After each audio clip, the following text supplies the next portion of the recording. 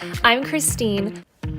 Welcome to the Recovering Perfectionist podcast, where I empower you to develop sustainable habits, challenge society, and take messy action. It's time to align with the universe for the full human experience and redefine what it really means to be successful. It's too good, the secret is out and wow.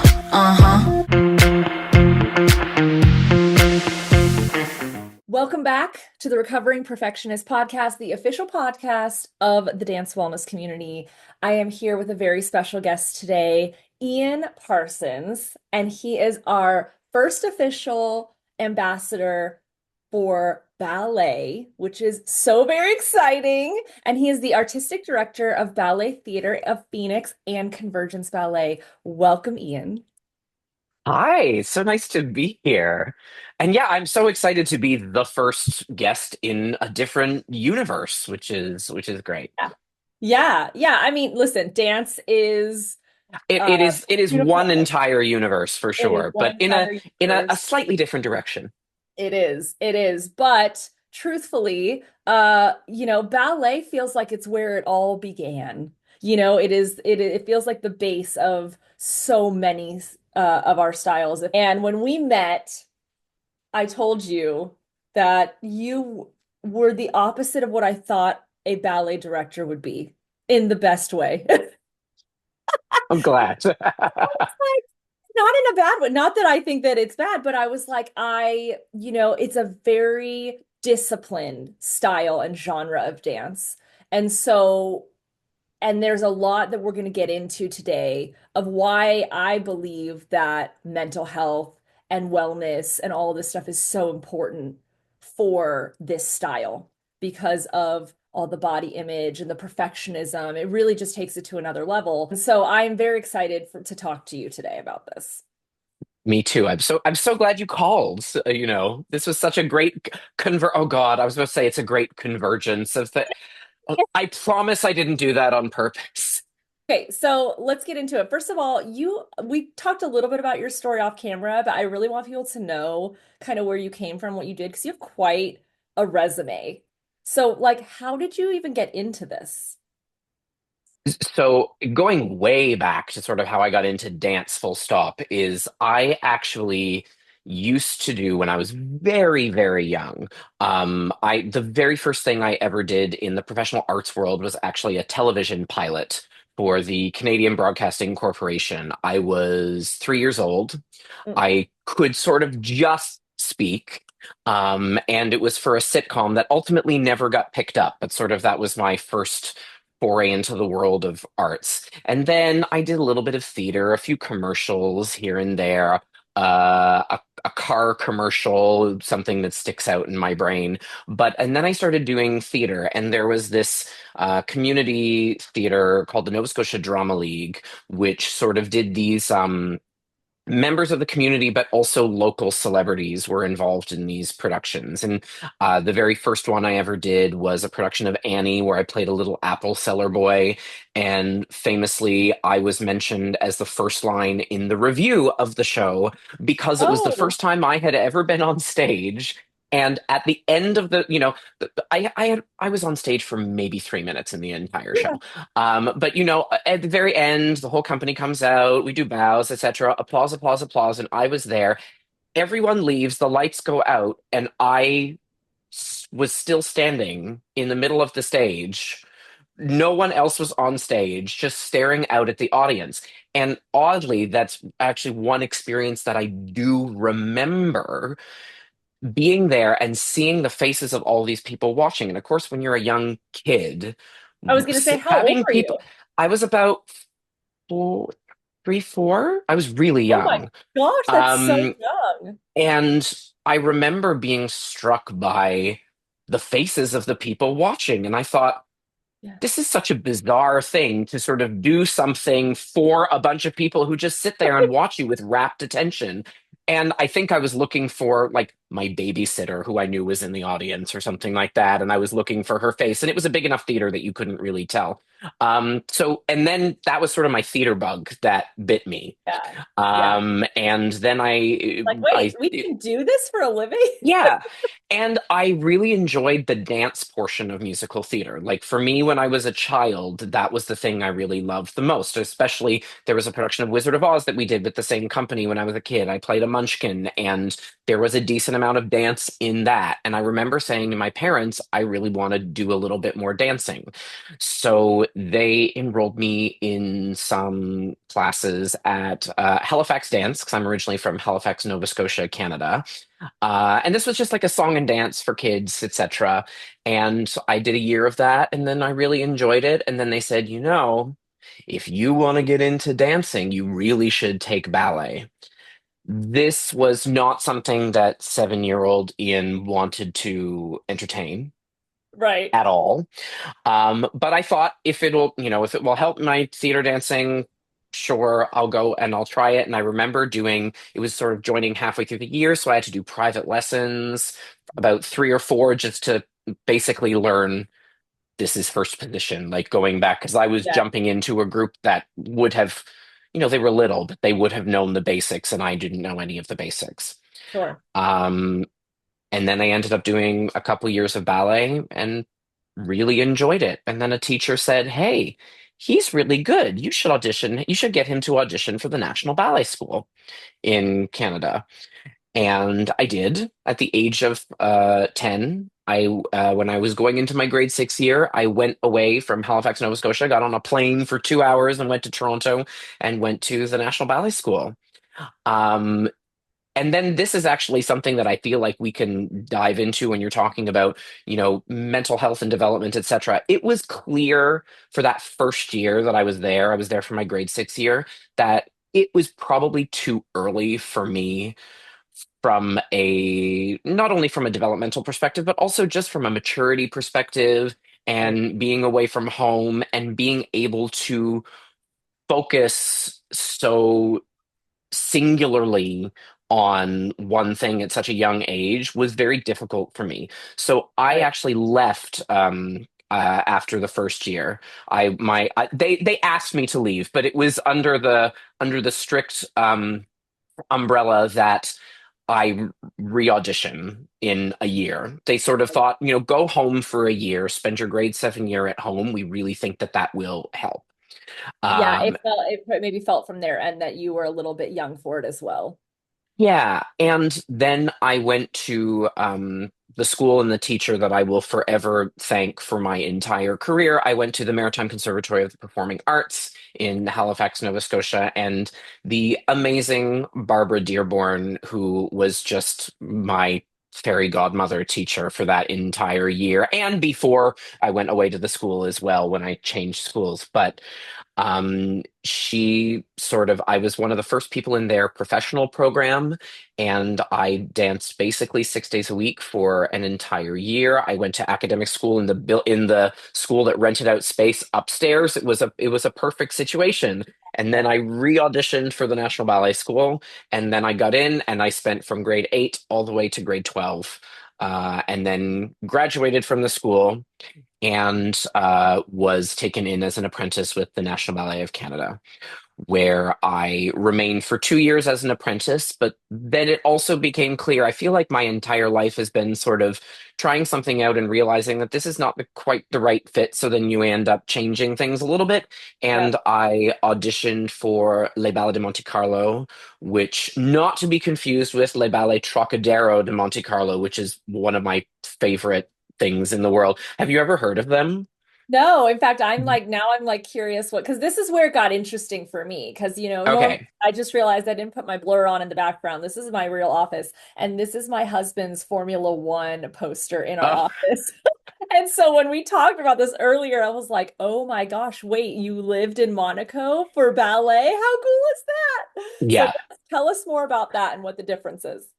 So, Le Ballet Trocadero de Monte Carlo is an amazing group. If it's an all-male company that performs slightly satirical versions of classical ballet, and Okay. they do both the male roles and the female roles. And but also when they do the female roles, they do it very, very well.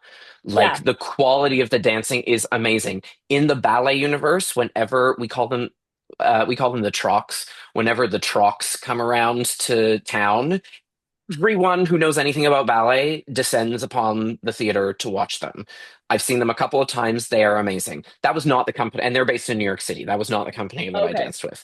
The company that I danced with was Les Ballets de Monte-Carlo, which is in Monaco, which actually, for anyone who's listening who is in the ballet universe, they're sort of the evolution of Les Ballets Russes de Monte Carlo, which is one of the sort of foremost historical companies where, some of the most important people in history, Nijinsky worked, and even some famous composers like Ravel, like all these people. Anyway, it was an evolution of that company. Yeah, And because they're my question is coming from, auditioning a little bit young for the National Ballet of Canada, and then going back to school and just like again, this was something that, you decided you wanted to dance, your parents pushed, helped support that. You came back, you auditioned, you did 4 years there. How did you get to the other side of the world in Monaco? Like, where's the well, bridge? I did when it became clear that me staying at the National Ballet of Canada was not something that was going to further my career in the way that I wanted it to, Yeah. and the kind of repertoire that I wanted to dance, because at that point I realized that n- while I love classical ballet and, putting on a pair of white tights and going out there and doing Swan Lake, the thing that really spoke to me as a dancer was sort of the more neoclassical repertoire. So Mhm. Les Ballets de Monte Carlo is really fantastic in that they have contemporary versions of most of the classical ballets. We're talking the Okay. Swan Lakes, the Romeo and Juliets, the Cinderellas, all of those. And the director there, who's actually still the director there, Jean-Christophe Maillot, is an amazing storyteller. And the women are all still wearing point shoes, etc., but it brings it more into something that is really accessible for a contemporary audience, because they kind of don't take place in any particular time or place with the design. It's sort of, he's Yeah. really making the stories universal, and that really spoke to me. So that was where I chose to spend the I next was gonna part of say my you so dancing career. you seeked them out.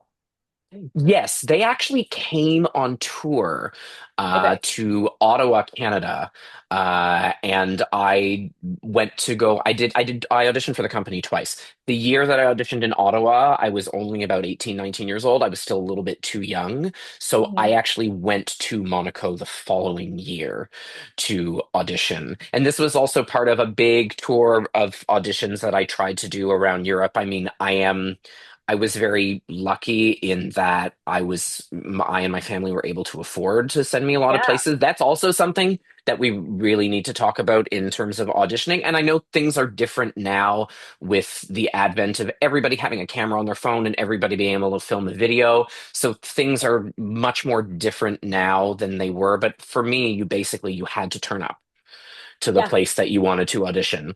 So absolutely. I went everywhere in Europe alone, when I was about 19 years old, to go on all these auditions. And Your um, version of backpacking through Europe was auditioning. it was exactly my version of backpacking through I love Europe. And that. I remember,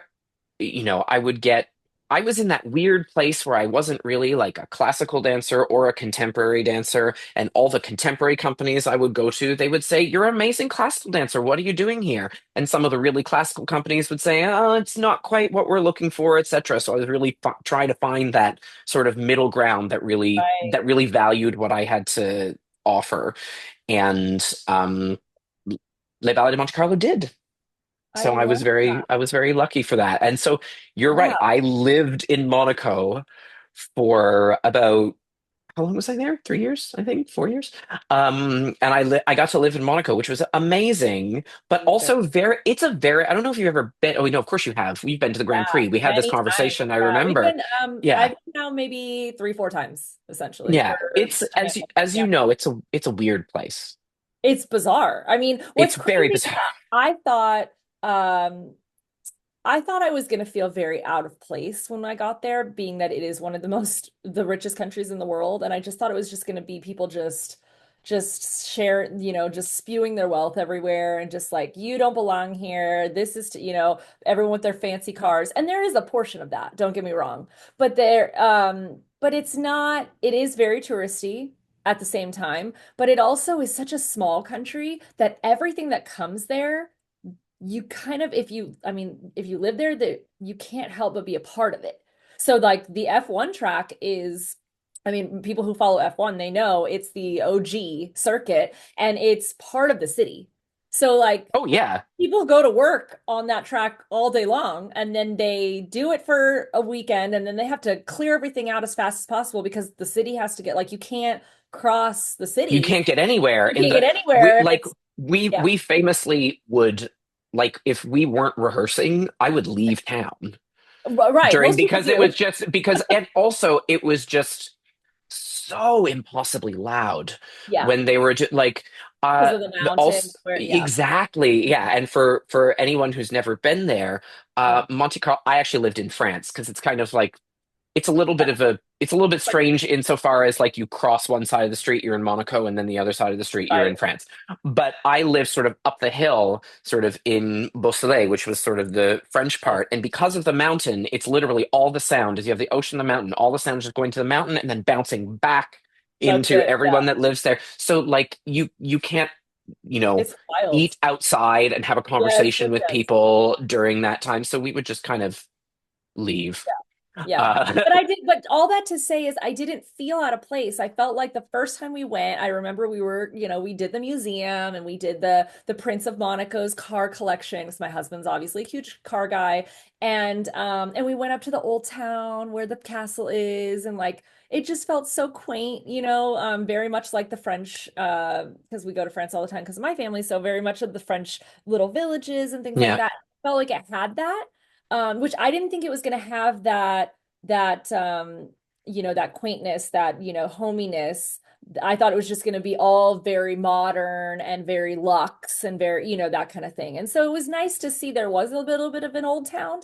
Um, and there's so much history again. And So much it is history. very interesting to go to a country that still has a prince or a king or a queen or things like that, because that is also in today's world starting to be phased out. And so it's interesting to see uh I don't know. I think it's very controversial now to talk about the kings and queens and things like that because it gets very people immediately shoot to a dictatorship when in reality we actually got to go through the Prince's Castle and see the line of succession of different things and the philanthropy they do and how they cultivate the country and the city of what it is. And it's a principal, it's its own thing, but it's Yeah. also between France and Italy. There's just so much it's kind of like for me when we would study this in school and you're just looking at it in a book and you're like, yeah, okay, and you're on to your next period. But when you're in a country like that, you're like,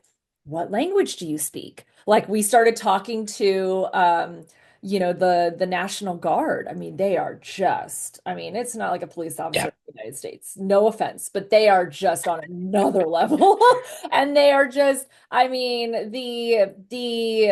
the protection, but the respect, but the authoritarian, like just in a way that it doesn't feel threatening. It feels very like we're here to support you, we're here to help you, we're here, kind of like the guard in front of Buckingham Palace, Yeah. right? But we were actually 100%. able to talk to them and they were so nice and they answered all kinds of questions and they were just very accommodating and very sweet. And that also kind of threw me off because I didn't expect that. And so it was just you get so curious when you're standing there and you're like, I have so many questions. It's like being inside the geography book in class. And so Yeah. so I was actually just, and then of course, because of our connection to F1, it just made it that much more special because we were actually there for a reason and we were actually invested in the history of what the circuit had been and all of these things, and now we were a part of it, and that just made it so much more fun. So I can imagine that the ballet, because you said that the prince, um, like he's a part of the ballet. Well, the company is very much sort of sponsored by the royal family. So Okay, it's a very nice company to dance for in that um they have a lot of resources at their disposal. So right. speaking about what you were talking about going places and learning where you are and feeling an appreciation for the history, one of my favorite things about Dancing for Les Ballets de Monte Carlo is the fact that it's a touring company. And it's an international touring company. So they are the reason why I've been to China and Japan and, believe it or not, Syria 3 weeks before the Civil War started. So Oh that my God, that I could have an hour-long conversation with you alone about how I bet. fantastic Damascus and Syria is, and it just makes me so sad what has gone on in that country and Lebanon and all over Italy. And we went to Los Angeles and we went so many different places that I feel so lucky that I was able to go with this company.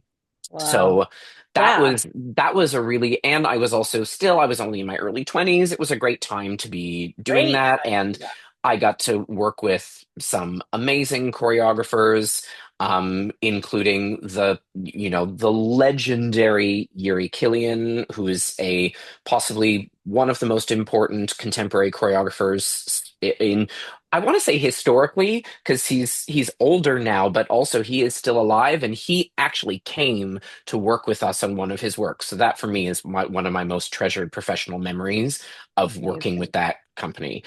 Um, and then life moves on as it does, and I met somebody who lived in London, England, and Okay. I decided that this would be my moment because we talked about at the beginning that I loved musical theater and I loved ballet, and I thought this will be my moment to see if I can make it in musical theater land. So I moved to London and I started auditioning, and I actually ended up very soon after moving there getting cast in. Well, first of all, I did the film of Les Misérables. We don't. That can be a. Your eyes just went like that. You will not see me in the movie if you go Oh, watch okay. the I was movie. like, oh I my was God. yeah. No, I was a wedding dancer, which we Okay. rehearsed so much beforehand. Yeah. But as with film, a lot of things end up on the cutting room floor. So Yeah. I am there when we throw the Thenardiers out of the party toward the end of the movie. I am carrying Helena Bonham Carter down the stairs. However, they cropped it so close on her Yeah. face that you can't see. Anyway, so I am there. I But how just cool that you got to be a part of that yeah, experience. it was Because it was I a think great from an experience. entertainment standpoint, so many my brother's an actor in LA, so many people that get to be a part of projects like that, whether you made it to the big screen or not, you were in the room, as they Yeah, say, the in the room when experience of it doing happened. it was enough for sure. Yeah. And I ended up doing the West End revival. Okay, now if I say West End revival of Cabaret, everyone thinks of the one with Eddie Redmayne because enough time has passed. But the Uh, one before before that, that, yeah. directed by Rufus Norris, who used to be the director of the National Theatre, and choreographed by an amazing choreographer, Javier de Frutos. So that was a great experience. And I did Uh, that in the West End at the Savoy Theatre on the Strand. I mean, That the West was End, iconic, yeah, iconic. yeah. And then I did the UK tour of Cats for 14 months as a swing. So that was quite a sometimes stressful experience because in the musical theater universe, the swings are the people who basically know everybody. Yeah, They they know the are whole show. able to, yeah, you can step in at a moment's notice, and Yep. I was a swing on that show, which was great. Wild. And then, as happens in the life of an actor, as we all know, you finish a show, you are between projects, and you are just on the hamster wheel trying to make sure that you can eat before your next gig. And that's how I started teaching. So just Okay. because I started teaching ballet because, I have this very niche skill, and I decided not decided, I did need to make some money. So I started Yeah. teaching, and I started teaching some more. And then I ended up getting a job teaching ballet at Performers College, which is a theater school in London. And I was there, one of their ballet teachers. I was there 3, 4 days a week. And then when my agent would call up for auditions, I started turning her down because of teaching commitments. And it was at that moment that I realized that Mm. teaching is actually the thing that I have the biggest passion for. When I started turning down performing work, Yes. and everyone always asks me, when all my students, sometimes they ask me, oh, because they know that I became a teacher pretty young because I turn 37 next month. So I could still be dancing. And they always ask me, oh, what injury did you have that stopped you from dancing? And I Wow. keep having to say, well, I didn't. I like this more. I love performing, but I like this more. And so I ended up doing a lot of teaching in London. I would teach open classes, I would teach here and there, everywhere. And I got to the point where I was tired of my answer to certain questions being, I don't know. Mm. So I wanted to and I felt it was really important for me to actually get formal training in teaching. So I moved back to Canada, back to Okay. Toronto, back to the National Ballet School, and did their Wow. exactly to the Full so it circle came full moment. circle. Well, sort of almost we completed the circle because they have a 2-year teacher training program for former professional dancers, and Yeah. it's full time. So I did that for 2 whole years. And then at the end of the 2 years, the director at the time, Mavis Staines, gave me a job teaching on faculty at the school. So that was ultimately the full circle moment. Amazing. Yeah. Wow. That's incredible. And look, here you are. And when Yeah, we met, and you had only been working in this position for like a very short time, a few oh, months. I think we did that performance at the Phoenix Fall Festival It in was October. mid-October. Yeah. So believe it or not, at that point, I had been here for less than a complete month because I That's arrived on September 29th, 2025, and that was mid-October. wow. So Yeah. I had And just literally just gotten here. yeah, and so just to paint a picture for everyone, because I don't want to say I'm not easily impressed, but also like I see, when we've been around dance so much. I mean, my gosh, you danced in Monaco. You've seen, you've done the, you know what I mean, and you get to know people. I feel like dancers have this sixth sense about people so much faster than regular people because we get to know each other on like a spiritual level and a soul level, you know.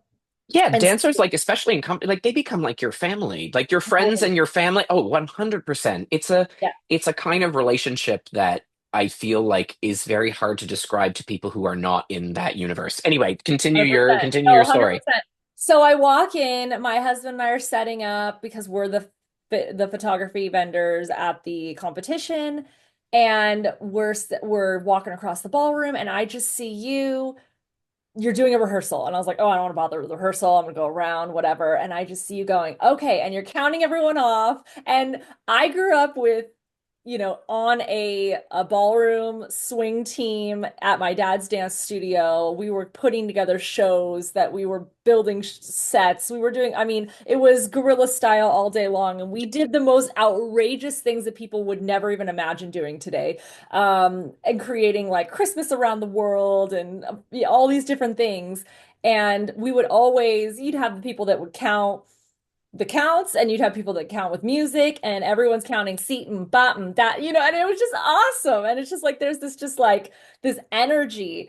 And my mind immediately went back to those times, and you're like, and we're gonna fix that, and don't worry, I know it's a little slippery, and keep it going. Let's go. And I was just like, I mean, again, it was just we walk into rehearsals all the time when we're setting up, and there was something about the way that you were communicating with your team that felt so familiar and so comforting. And I was like, oh, this is awesome. And so I just kind of kept observing you a little bit, and then I knew we were going to do an interview later because we interview everyone in the show. And then your personality just soared. I was like, oh, this is so awesome. You had this energy about you. And again, you're brand new to this particular position, but I can tell that you had some crazy life experiences that allowed you to connect with people, um, you have this way of talking that to people that just makes people feel comfortable right away. And again, in ballet, it just feels like this I love that you were talking about contemporary versus, what you were trying to do versus the classics, because I feel like that is why a lot of people are saying that the art of ballet has been dying, is because people see ballet as one thing and they don't see it as an ever evolving genre. If you're not in it, you know what I A mean? 100%. Right? Do you It's agree? like it's especially like classical ballet, because classical ballet is basically just a language Right, with which to tell stories, to convey emotions, to get people involved. And there are, yes, of course, everyone loves Swan Lake. There is Well, I something would about think even more popular than Swan Lake. I would say if you ask the normal person, the average person, what do you know about ballet? They're going to be like, oh, like the Nutcracker? the Nutcracker. Yeah, in the That's something to that be everyone's fair, going to uh, know.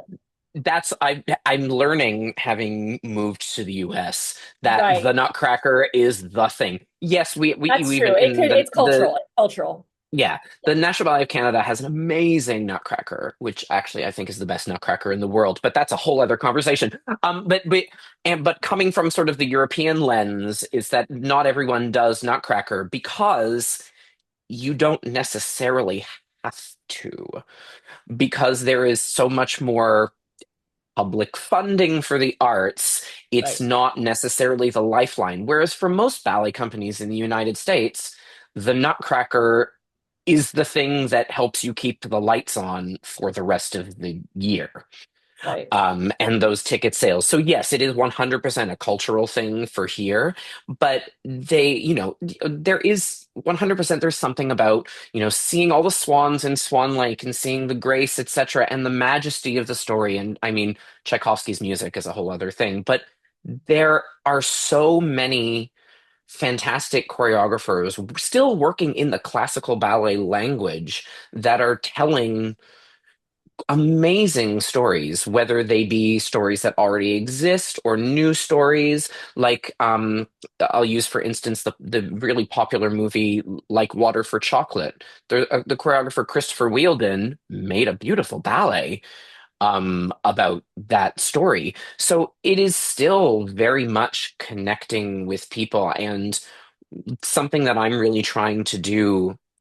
I run a small 10-person company, Convergence Ballet, but for me, the thing that I want to communicate to people is that ballet is still a vital language of the arts that helps people to feel something and to be transported away from this life, which, let's be honest, can be a little bit stressful and a little bit dark and a little bit, a lot of the times I realized as I was driving here to work this morning, listening to a news podcast, thinking, oh God, Yeah. this is what the world is to. But then I get to come here to this And great then- building. I get to work with great dancers. We get to make art. We get to fill our cups a little bit, and hopefully the same for the audiences that we perform for and the students that I train and Ballet Theater of Phoenix. And that's what makes, getting up in the morning worth doing. Totally. There's something to be said, I think, also, because remember we were talking about it being kind of the foundation of dance. I get asked constantly, "Oh, do you have ballet training?" And I'm like, "No, I don't. I honestly, I know first position, second position, like up to fifth, but that's about it." I started in like the tap jazz ballet classes for little girls, just like everybody else did, but I really grew up in ballroom. And when you dance waltz, tango, foxtrot, a lot of you saw that night, it was Travis and Jamie were the ballroom Oh, show, they right? were amazing. Oh my Phenomenal. gosh. But when you do that style of dance, now I don't know if Travis and Jamie have ballet background, like maybe at the beginning, but they really came from Utah doing ballroom from a very young age. And so when you do these long waltz extensions and the leg up in the air and the pointed toes and all the things, people are like, "Oh, you have ballet training." And it's like, "No, we don't. It's just there's so much foundation of ballet in what we do." and how we open our legs and our hips and all of these things. And then, of course, we have Dancing with the Stars, and you see all these athletes that get asked, "Oh, do you have any dance training?" And they all laugh, but they go, "No, but coach makes us take ballet classes every once in a while," because now you have these football players that in order for them to be, agile and quick on their feet and not have injuries with their ankles and all of these things, they're like kind of almost being told to take some ballet classes, which I think is amazing. Yeah. Like I so needed. I think like the thing about ballroom dancers, you're not the first ballroom dancer I've ever heard who's been mistaken for having ballet training. And I think it comes from the way you carry yourself, because Right. ballroom and ballet are both very sort of upright dance Correct. forms. Yeah. Yeah. And there is like a certain length to your spine and just a certain bearing that you have, which I think gets confused for it. Um, I'm not sure. I'm not sure how much I like the expression that ballet is the root of all dance forms, because I feel like that's a bunch of European people saying that for the rest of the Ah, world. Whereas there are so many dance forms that come from all corners of the world right. that never met ballet, simply because of the nature of history and migration and the Yeah. way that the world is. And now that we live in a globalized world, everything has touched everything, and we're so much better for it because we all have influences from everything. Yeah. But I think ballet is unique in the dance diaspora, in the not totally unique, because there are other forms that I'm thinking of too, but it is unique in the overall what's the word I'm looking for? The overall clarity and specificity of the movements. And because it is, especially in the training portion, it is less global on your Right. body. For instance, like when you're holding onto the bar and you're doing a series of tendus, you are just isolating your metatarsals, your ankles, your knees, your quads, your hip. That is it. You are working and conditioning that one part of the body. Right. Whereas when is there anything like you can do in ballroom that only does one thing?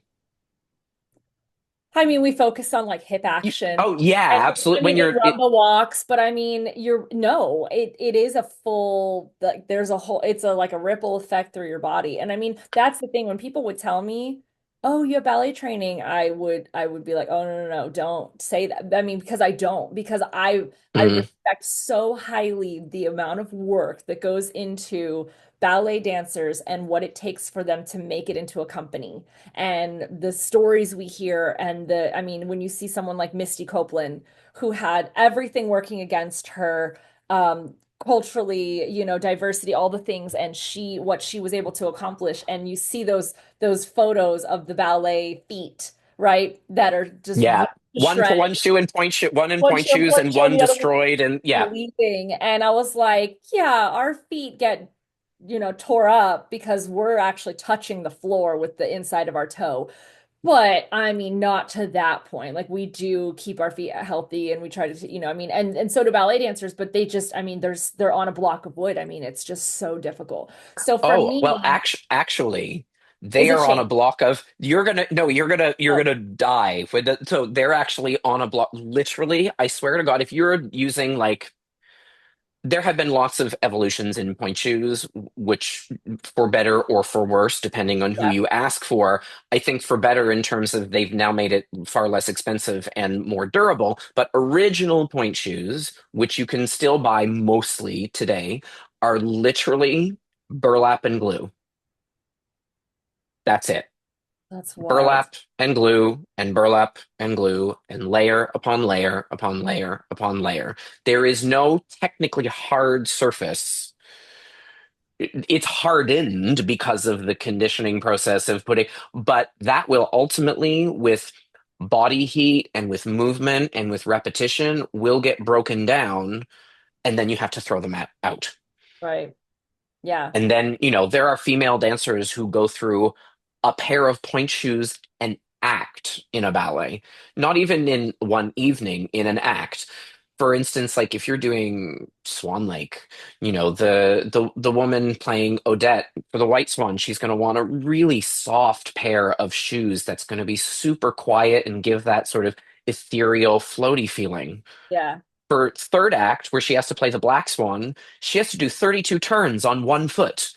She needs a hard shoe in order to be able to do that. Yeah. So, and at Wow. the end of act two, they'll be gone. She'll have to throw them away. Bye. And she'll have to have a completely new pair for the next day. That's wild. Yeah, it's just, but that's what I'm saying. Like I grew up understanding how difficult this style is and how respected when we see it, how the work that goes in. I'm not saying that ballroom dancers don't go through that hard work. No, you guys go We through. go I'm through it like too, but it's the different. amount of the amount of I actually think ballroom has more overall specificity sometimes than classical ballet because there is just whenever I watch ballroom, I almost feel it's like down to your and forgive me for saying it this way, but it's just the only way I can think of it. It's like down to your eyelash. Like where is your eyelash placed when you do that? It's so Yeah. fascinating to me. And I feel like we also have that in common with like Indian classical and Chinese classical dance. Like I remember watching this amazing Indian workshop, this fantastic teacher, and they were just doing an exercise for their eyes and the positions of their Wow. eyes and where they go and how they tell this particular story of this thing that they were doing. And it was really spectacular. And I really wish that we could, again, sort of really explore more of each other's styles so we can really Yeah, bring out the best parts of everything to totally. put it together into it. Because we all get influences from everything nowadays. Oh, absolutely. Absolutely. Yeah. I want to get into a little bit of like kind of the mental health side of things Yeah, because absolutely. truthfully that is kind of why we're here. But it's so important to discuss as far as because we have, the first thing that comes to mind when I think of ballet is like body image. Right. It's all about like we know what the ballet dancer looks like down to the color of her skin to the how skinny she is and whatever. Now that is old school thinking because things have evolved so much now. Thank goodness, right? We're seeing so much more diversity. We're seeing uh just so much more inclusivity. But because in ballroom dancing, what the way I see it is there are so many different styles from yes, you have your traditional waltzes and foxtrots and tangos and beanies waltzes, but you also have like the rhythm styles, which are like cha-cha and mambo and, and very fast dances, which you kind of want a curvier lady because, it has that you want to have these like undulations and rhythmic feels to it. And in ballet, I'm sure you guys do, some faster songs as well, but at the same time, there is this look. And then of course, getting into a company, right? Because we know how competitive ballet is. So I also, what's interesting is I want you to touch on is the difference between men and women, because women being a ballet dancer versus men in a company, I'm sure there's Mm. a difference of competitiveness and the trajectory of your mental health compared to. Absolutely. Well, just touching on the body image issue, Yeah. that is, as you said, that is 100% something that's getting better. And um, is I always struggle with this because there is a man who is one of the most famous choreographers in America to ever exist, who is now no longer with us. He's made an amazing, one of the most prolific choreographers and also really influenced American ballet. And his name was George Balanchine. Hmm. And his personal style and the aesthetic that he liked to see on stage, because in the end dance is very subjective to the person watching it and is as an aesthetic. So when you are the leader of something, you only, whether consciously or not, you put on stage the things you like to see. Right. And he liked to see tall, very skinny dancers with a small head, very pale, etc. And that, for worse, has become the image of classical ballet in pretty much most, I was about to say North America, but in pretty much the whole world for Yeah. most of the 20th century. If you looked at older videos, like we're talking when film first even became a thing, Right. these very short clips that you could get of things that were happening at the very beginning of the 20th century and the late 19th century, you would see what you would see would be very different from everyone's image of a classical ballerina that happened throughout the 20th century. Yeah. And because Balanchine's works were so prolific around, that kind of just got enveloped by everything. And I very much think that that is for worse.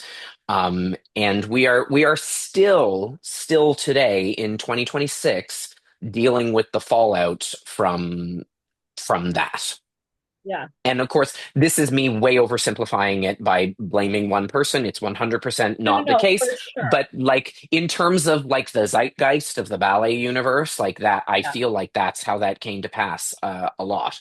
Mhm. Now, that creates and has created so many problems for young women in the ballet world. I still, to this day, there are still women who get given this is what we call in the universe the fat talk, and get told this is not going to work for this art form, which is completely wrong. I personally think, as long as you can safely execute classical ballet and you have enough strength to safely get up on point, and for a man you have enough strength to safely lift someone over your head without destroying your spine, this is for you. You train enough to get to the point where everything can be safe, because that is the key, is everything has to be safe. And you asked me to touch on the difference between men and women. There is Yeah. also a big body image issue for men in the I can classical ballet imagine world the as way we're well. used to seeing, like you said, they have to be the base, they have to lift, muscular looking. And so, but at the same time, a thin look as well. Yeah, it's always like you want to be muscular enough to do the things, but you want to be enough so that your arm lines still Yeah. look nice. And It's very also, conflicting.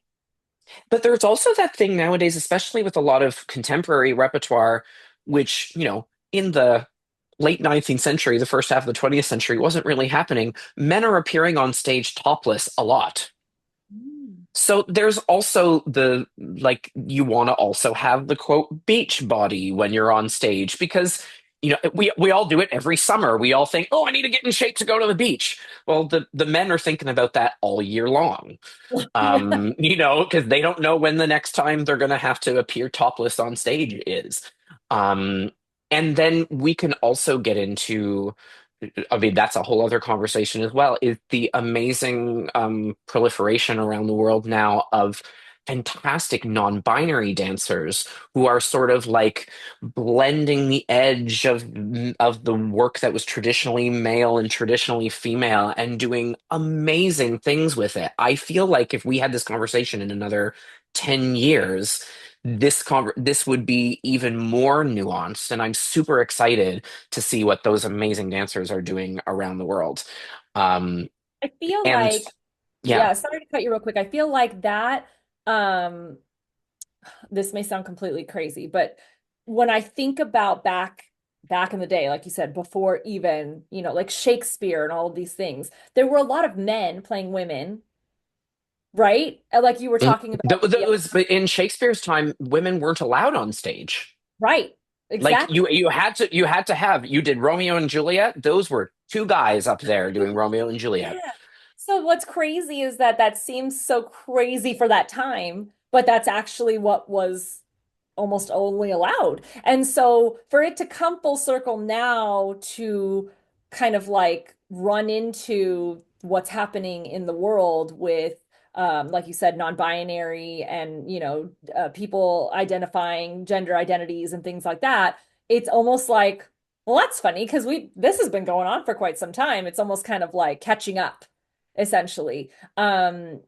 But being able to, like you said, because sometimes you've got men playing women and women playing men and all different things. I feel like that happens a lot more in ballet than it would in ballroom.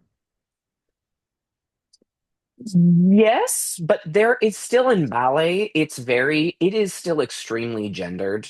Okay, Men, especially in the classical canon, because it's like the women go on point, the men lift.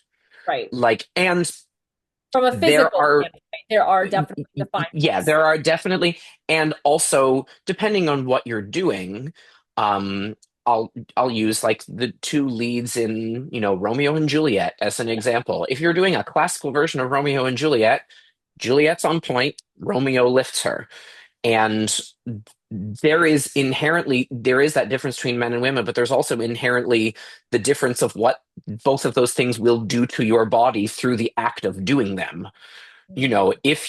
If you whether you're a male or female or non-binary, it doesn't matter what you identify if you lift repeatedly, you will get a built upper body. That's just the way that anatomy works. you, Right. you know what I mean. So it's Yeah. hard to differentiate that. So there is a lot of that really gendered repertoire, but also there's now much more starting to be now repertoire where it can sort of float between, and it's not necessarily on point, or if it is on point, we have some of the men learning how to dance on point. And again, I feel like if we had this conversation in 10 years, it would be totally different. Right. And I'm super excited to see where that goes. Yeah. um and Part then two you also, to continue. yeah, part two, exactly. I mean, knowing you and I, we could have part three, four, five, six, and seven. Oh, I mean, 100%. 100%. Yeah, I love it. But that's also why, again, going back to the first time I saw you and we met and we talked and we interviewed, I really absolutely love, in fact, I might even just link that interview from Phoenix, that you did with your team underneath this interview so that we can kind of see, because what I love about, for me, having ambassadors in the dance wellness community, not just again experiencing and having again your resume and your career has been extensive and incredible the way you've been able to travel and do everything that you did, but now the fact that you're teaching and the fact that that ended up being the passion all along is sharing the knowledge that you've learned and also just helping people. You're guiding in a way that's helping people be successful, trying to avoid the mistakes you made or make their own mistakes or whatever, what have you. But you're able to you're the kind of person we need in those roles because the people who are trying to guide or be a teacher because maybe that, what that old saying is that that's very controversial is if you can't do teach, right? And sometimes it's like if you can't do teach and then if you get kind of bitter because you can't do and now you're a bitter teacher, or maybe, I mean, teaching is such a different thing. As ballroom instructors, we dance and we compete, but a lot of I mean, it takes so much more patience and respect for yourself and your students and all of that to understand how to teach and relay information in a way yeah, that is conducive and can be executed. So many people go, "Oh, he's a world champion. I want to take classes from him." Most of those world champions are actually not great teachers, and they'll admit it because they're like, "I don't know how to tell you what I'm doing. I just know how to do it." Right? yeah, and it becomes sort of instinctual. And Yeah. this is a giant issue in the ballet universe as well. Yeah. There are so many dancers. Even as a director of a school now, I field requests from professional dancers saying, "Oh, can I come teach some classes?" Well, what knowledge do you have to back up that claim that you can teach classes? Well, I was a professional dancer. That makes no difference. No difference. Yeah, exactly. It can, obviously, it No, no, will no. You it need will to make know what you're doing. it will make a difference insofar as if you are trying to guide people who want to be professional dancers and Right. you know the ins and outs of that universe and how that universe works and what is required and what is not and how to navigate the politics of that 100%. Oh my gosh, you are valuable beyond words. But when it comes down to learning how to get from point A to point G in a pedagogical way, you need to have training for that. And that's very rare still in the ballet world. There are not that many, and there should be way more, you know, really high quality professional programs for teachers to teach ballet.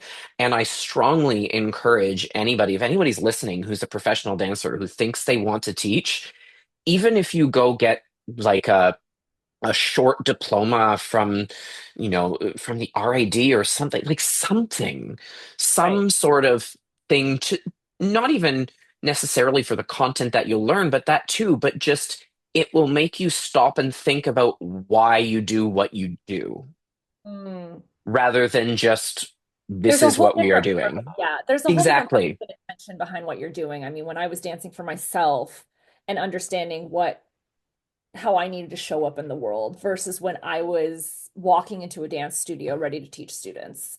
My whole energy and the way I hold space for people changed. And the way I my intentions changed in a great way, right? Mm, It made me more patient. It made me understand how to say the same thing 35 different ways, right?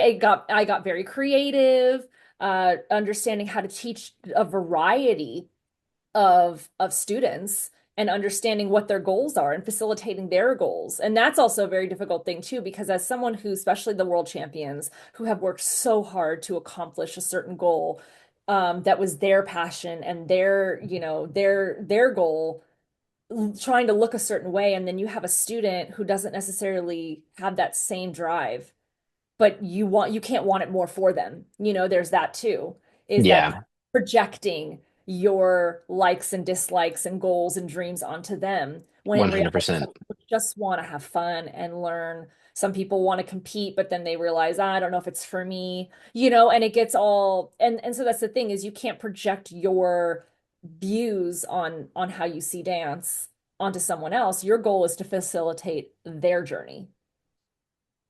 100%. And also just to be their guide and their mentor. My favorite interactions with students that I've had over the years are sometimes the ones that happen after class is over, when they, Yeah, and if they just ask for your advice. yeah, And the I really enjoy the sort of the relationship that you get to make with your students. And I think that's the thing that attracted me to teaching, was that feeling of I helped somebody achieve their goals, yeah. whatever that may be. And hopefully made it Um, a little easier for them because they had, you were talking about one of your mentors that you had that was like, oh, your fairy godmother. Like I immediately flashed to my choir director that was just like my everything in high school, that guided me not just through choir, but through life. And so everyone has kind of those people, those mentors when they were younger, that really like was the pivotal change for that student. And so for you to be able to be that person for them, like, what an honor. and that's why we teach. Anyone who's into who is takes an interest in teaching and calls that their calling in life is that's 100% why. And I'm sure you've probably seen this board back here that I've got. I keep, like, these are all, things that students have written for me, and I keep it in my office because I want to remind myself, about sometimes and I will be honest, sometimes on the bad days when I'm feeling like, oh, what am I doing? I don't know how I got to this place. And we all have that, especially in the ballet world, we all have that imposter syndrome. Mhm. I read one of those and I remind myself, okay, this is why. This is why. Yeah, I did I've got it. that. I'm fine. Yeah, I did Yeah, exactly. And I would love to say it's all from a completely selfless place, but yeah, you 100%. I did that, and it's good to remind yourself. I did that. show This that is you're something. capable and you have the expertise and you have the knowledge and the compassion to be able to share your skills and to be able to guide someone through their journey.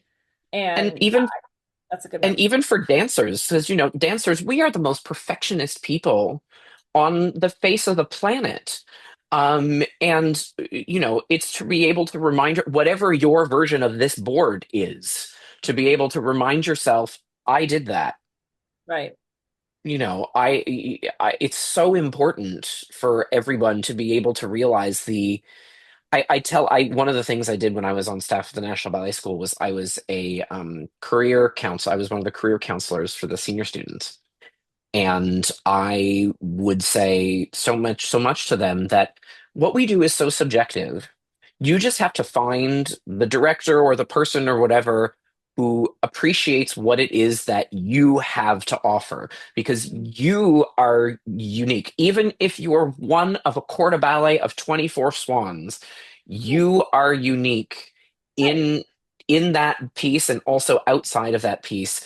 Every person who has a job, there is a reason why they are there. You just have to remember what that reason is. Totally. Yeah. To wrap up, because I know, again, as you said, we can discuss this We for can go. hours because we love what we do. Um, from the name of our podcast, The Recovering Perfectionist, when you hear that, what is the first thing that comes to mind? And do you feel like that's something that could, uh, like, does that even go with the ballet world? Well, as you were asking me that question, I was thinking I find it really funny that I am the first person not from the ballroom world Yeah. because this honestly, with just by the title of that podcast alone, I would say, oh yeah, that's a ballet podcast. It's all about ballet. Recovering perfectionist, of course, you just described every single one of us. But And we're actually one of the things when you're a director that you have to do is hire people and not just teachers, administrators. We were actually in the middle of hiring an administrative position, and one of our consultants actually said, and she has a background. She now works in the nonprofit sector, but she has a background in dance and in ballet. And she said, I think that dancers make the best administrators because of their work ethic, their sense attention to detail, their being able to take the directions, and also she said, and for better or for worse, they're perfectionists. And because you're going to yeah, get good work. right. Absolutely. Yeah. But Amazing. 100%, I feel like we can trawl the depths of ballet dancers for this could be, you could have ballet dancers for the rest of the podcast if you wanted. I love That's it. how much we identify with that and that title. Yeah. I mean, listen, this title came from my own therapeutic journey of because in ballroom, same thing. We have this standard that we always see, kind of like what you were talking about, from that choreographer. It's like we've created our own standard of what we think looks aesthetic on the floor, and then the judges, being that it's human judged, that's what they want to see. So smooth dancers look like this and Latin dancers look like this and all that. And so when you get to a place where you're trying to innovate or be creative or do something different, there is, this, oh, I don't know if it's enough, or I don't know if that's what they want to see. And all of this fear-based, not feeling enough comes into play. And so for me, it was like, it's delayering a lot of that because it has helped. Being a perfectionist in its own way has helped me in my career, in my achievements, and all of those things because I am striving for excellence. However, it does not translate into life. Nothing Yeah. about, right? Nothing about being a wife and a mother and an adult and just going through the world, moving through coexisting with other humans you just can't move through the world as a perfectionist in that way, at least from my personal experience, because you will constantly feel like you're not reaching the bar. And that sucks. And so it was a way to feel like we can create excellence, but we also have to understand that it's better sometimes to take messy action than it is to never put Oh, anything out that you feel will never be perfect enough to put out. absolutely. Like we being like you said, being a perfectionist, you're right, doesn't translate to real life at all. And actually, I don't think it really translates to dance. That's in that perfection is not what we should be striving for. But I That's love how true. you said striving for excellence, because Yeah. that is ultimately that is what we mean. Right. We just want whatever it is that we do to be the best version of it could possibly be. Yeah. And But we don't perfectionism takes out the expression. I think when that's the first thing that came to mind when you said it's not really in dance either, because you're right. For me, it's like, what does perfect look like, but also expressing your soul? Because everyone's soul is different, which means is this soul, are we comparing your expression to this person's expression and that person is more perfect than the other? What is perfect? It's like it becomes beauty is in the eye of the beholder kind of vibe again. And so it's because like, it's because what we do is subjective. Like it's not like we're you were talking about in Formula One. Like at the end of that, there is a winner. The right. person who was the fastest to the end of the circuit, Because that's it's it. measured by a number. It's easily measurable Yeah. versus I don't feel like expression and art, whether you're painting something or you're dancing, how can that be measured? But Hmm. you know what I mean? In a numerical way. It's like it's gonna Yeah. It's a you may feeling. make people feel something that someone else doesn't, even though their technique is better.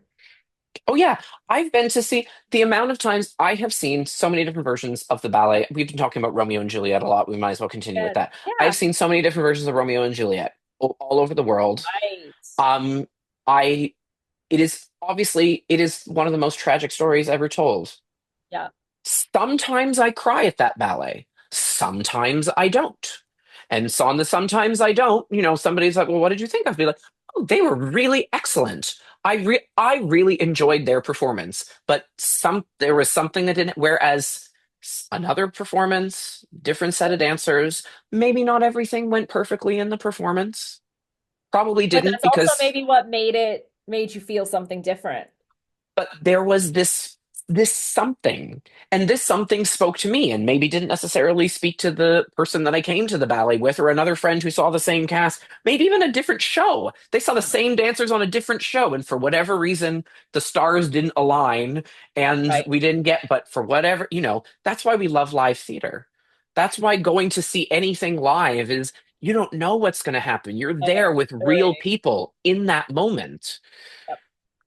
Yeah, I love it so much. Yes, all the things. It's amazing. Thank you so much for your time. Thank you for being here. Thank you for holding space for people in this medium. And thank you for sharing so many beautiful things about the ballet world that I'm hoping, everyone who's listening learned a little something new today. But the conversation again, these are the starts of the conversation to get to know you, these to be continued. Yeah. Anyone who wants to know any more, obviously comment, get into this conversation with us. What else should we be discussing? And I'm excited for Ian to be a part of our dance wellness community, to be an ambassador, to be able to share his knowledge, his expertise, but also your life experiences in this way to help us to bring more wellness to these incredible performers and athletes. Not just them, but us. It's the versions of us that we never got this wellness when we were competing and Yeah, performing. exactly, exactly. These things do. So what you're doing is so amazing because you are an integral part of such a huge like cultural shift in the dance universe. And this work is really just so important. And I'm really glad to have met you and be a part of this and for you asking me to come chat with you today because we need people like you in the dance world. Can we always used to say at the Canada's National Ballet School that we haven't yet perfected the art of cloning, but we're working on it. So if we could clone you, that would be great. Oh, well, I appreciate that. I don't know if we want to quite go there, but no, I mean, I think, this is something I'm passionate about. You talked about being passionate about teaching. For me, seeing so many of my friends that did decide to go a different route in our dance world that don't feel like they have the support that they need in the wellness space, that it just becomes about producing, producing, producing. And there's not a lot of filling your cup. And so Yeah. that is really again, it's starting these conversations to understand that these conversations, you're giving yourself permission to do that, to fill your cup, to talk about things. It's okay not to be okay. These are all the things that we discuss, but also just understanding that we are all kind of going through it. It's not just forget about world events. We don't, most dancers don't watch the news. We're not going through it because of the world. There's a heavy energy, all yes, but we're going through it because we're all struggling in our own way to find ourselves and to find what lights us up and to feel like we're Mm, and comparison is there even if we try to ignore it, and all of the things. And like you said, some people are struggling with different, mental health issues and body image and all this stuff, which can lead to eating disorders and all the things.